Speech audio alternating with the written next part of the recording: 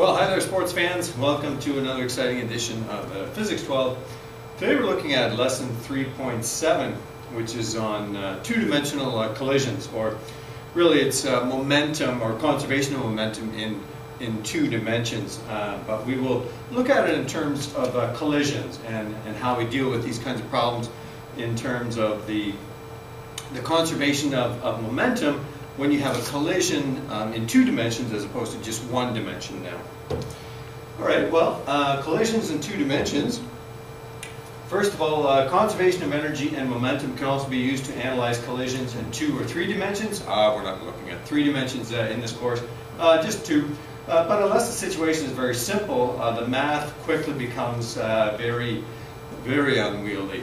If you didn't think it was already so, if you're dealing with 3 dimensions and more complex situations, it can get really messy. So for our course, we're just dealing in 2 dimensions, and we're going to be dealing with fairly simple collisions. So here's an example of such. So conservation of energy and momentum in 2 dimensions here now. So we have an object that's moving in a direction toward another object. This one is at rest initially, and you have a collision, and both of them go off in different directions, and possibly different velocities as well, but that may not be the case in this situation. However, the way that you solve these kinds of problems are very similar, and so whether or not the velocities are the same or the angles are the same or not, that doesn't really matter. You use the same process depending on the situation. So here we've got a moving object. It strikes an object that's initially at rest, and now you've got different velocities. Well, at least this one has a velocity, this one has a velocity. Now, obviously, you can see they're in different directions. So, in that regard, the velocities are different, but their magnitudes could be the same. But we will see as we analyze the problem. So that brings us to problem solving. How do we deal with these kinds of problems? How do we solve them? Well, a number of steps. So first, choose the system, and if it is complex, then subsystems may be chosen. We won't be getting into that too much in this course. Most of them will be fairly simple types of problems. Secondly, you look and see, is there an external force? For example, is there an applied force or a force of friction involved here? And if so, then the collision time, if the collision time is short enough, then you can ignore it, and that will be the case in most of these kinds of collisions that we're looking at. So draw diagrams of the initial and final situations.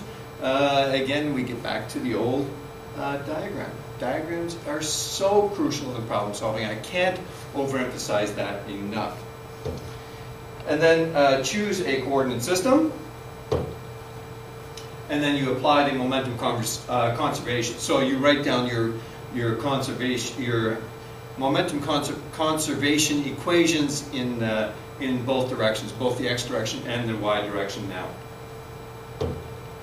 And if the collision is elastic, you apply the conservation of kinetic energy as well. So you may be asked to do that. That may be part of the problem, that you will have to write the conservation of energy equation. And then you solve the problem. And you check your units and magnitudes of the result and make sure that everything makes sense. All right, so we'll go back to this one here, and we'll put some numbers on this, and we'll go through and solve this particular question and see how we do that. All right, so first of all, I'll use the notation that you should be using, and that the same kind of notation that we're going to use throughout this course. So we'll call this one M1, we'll call that one M2. We'll call the velocity of this one velocity 1 initial, and this one will be the velocity 2 initial. So M1, V1 initial, M2, V2 initial. And then after the collision, then we have V1 final, and we have V2 final. And then, while we're here, we might as well go right to the components of their velocities, their final velocities, because as you can see, they're in 2 dimensions now. So each one has an x component, which in this case would be v1 final in the x direction, and this one is v2 final in the x direction. Okay, so you have v1 final x direction, v2 final x direction. And most common mistake is not recognizing that each one of these has a component in the x direction. As well, they each have a component in the y direction as well. So we call this one v1 final in the y direction, and we'll call this one v2 final in the y direction. For this particular example, we'll just say that the masses are the same, and so this could be an example of two billiard balls that are colliding on a table, on a billiard table, and that they have the same mass. And so that'll simplify things a little bit, so that M1 is the same as M2, and we'll just call it M. And initially, this ball has a velocity of 3.0 meters per second, and as you can see, the angle here is 45 degrees for each one after the collision. So here's our conservation of momentum equation, and again it has all the subscripts on here that are required. And again, initially it looks like a bit of a mess, but really it does make a whole lot of sense, and it is quite logical just the way that we've got this done up here. Now we have to use this conservation of momentum in both the x and the y direction.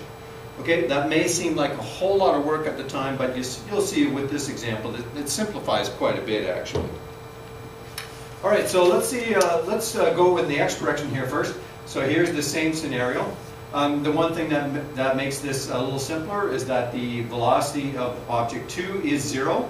And so that simplifies our equation down to mv1 initial equals mv1 final plus mv2 final, because this initial velocity is 0. And since the masses are the same, they cancel out. As long as you have mass in every one of your terms, then you can cancel them out, which is the case over here. So all the m's cancel, and so that makes it a little simpler for this one as well. And we know what the initial velocity of object 1 was. v1 was 3.0, and so that we can put the numbers in here as well. Okay, so that's from the x direction. We can't take that any further right now. So then we'll look in the y direction. And so in the y direction, for conservation of momentum, mv1f1y has to equal mv2fy. And so, as you can see, they're in opposite directions, so they have to be equal. And if you notice in the y direction, the initial momentum in the y direction, initial momentum was 0 in the y direction. And so that's where that equation comes from.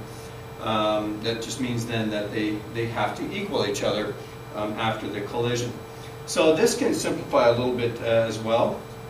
If we note that we get the components now, if we get both these components, then what it equals is v1 final sine 45 equals v2 final sine 45. The sine 45s cancel then, and so we can conclude from that v1 final equals v2 final, and so we'll just call it v final. So we can now go back to this equation right here, and we can do that substitution. We can just make the velocities just v final, and really it's just a bit of arithmetic from here to get our final answer. And so 3.0 then has to equal 2 v final cos 45. And we just do the final calculations there. So v final has to equal 3 divided by 2 cos 45, which equals 2.1 meters per second. Now, for all of these kinds of problems, the numbers are not going to be quite as simple as straightforward. As a matter of fact, the masses may be different, these angles may be different, but that doesn't change the way that we go about solving the problem. It just means that you're going to have different numbers in here. It just means that there may be a little bit more algebra involved than for this particular example right here. But the process would be exactly the same. So this is a good example for you to follow along with. And then lastly, if it's an elastic collision, then you will have conservation of energy. If it's not an elastic collision, then you would use the work energy equation, and if energy is added or taken away from the system, that will show up in this part of the equation right here. So if friction has taken energy out of the system, then you will have a negative number here. Or if there's been an applied force to add energy to the system, then this would be that would be a positive number in there. The nice thing about energy, however, is that we don't have to worry about components, and we're just dealing with kinetic energy, which is 1/2 mv squared. And so you don't have to worry about direction in terms of the kinetic energy. Energy is not a vector, so we don't have to worry about it in that regard. So this part of it is a little bit simpler actually than the conservation of momentum.